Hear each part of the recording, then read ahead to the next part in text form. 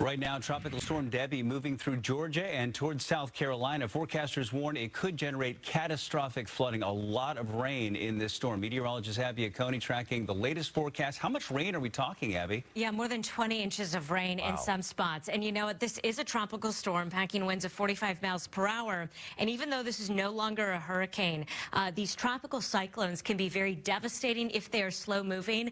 And I just want to remind you of Hurricane Harvey several years ago, devastating communities in Texas. It got downgraded from a hurricane, but because it lingered for so long, the rain was really historic. So here's a look at the latest path of Tropical Storm Debby. It's going to be moving off the Georgia coast here later on today, and then it's going to take a turn towards the north as we go into Thursday, moving inland over South Carolina. We're expecting wind, storm surge, very intense rainfall, and some tornadoes as well. So to talk about impacts on the ground, we want to bring in reporter Chelsea Torres, live from Charleston, South Carolina. Chelsea, what are you seeing this morning?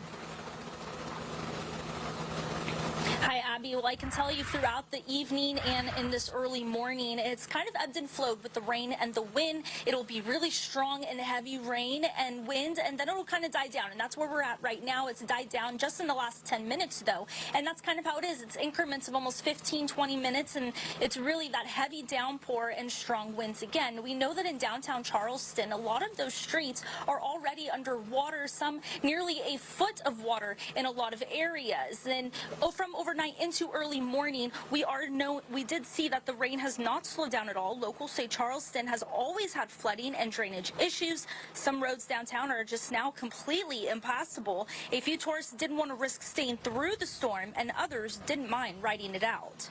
Nothing to do when it's raining. I mean, most of the stores are closed. That's why we need to leave, because sitting in a room doesn't make sense. A damper for sure, because it's actually raining, but I think it'll still be a good visit for us.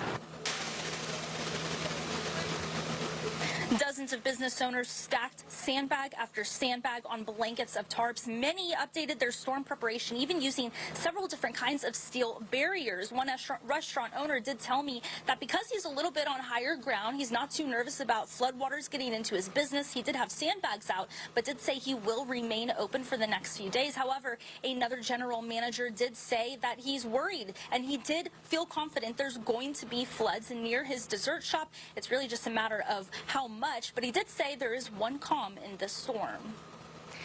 Chelsea, thanks so much for reporting. I have a question for you. I mean, we know that some people have died because of Debby. What do we know about those deaths? Sure, Abby, there's already been about 5 deaths now. That's mostly in Florida and then 1 in Georgia. In Florida, we do know that there was 4, including a 38-year-old woman and a 12-year-old boy who lost control on a highway.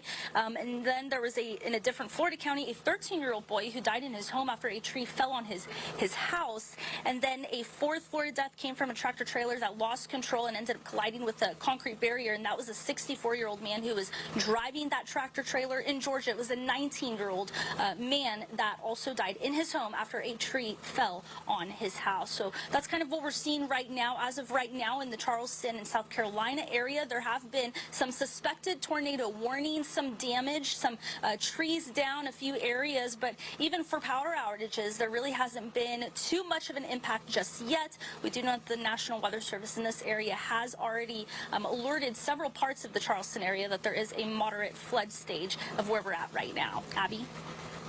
Chelsea Torres, thanks so much for reporting on the impacts and what we're expecting next. We really appreciate you. Stay safe.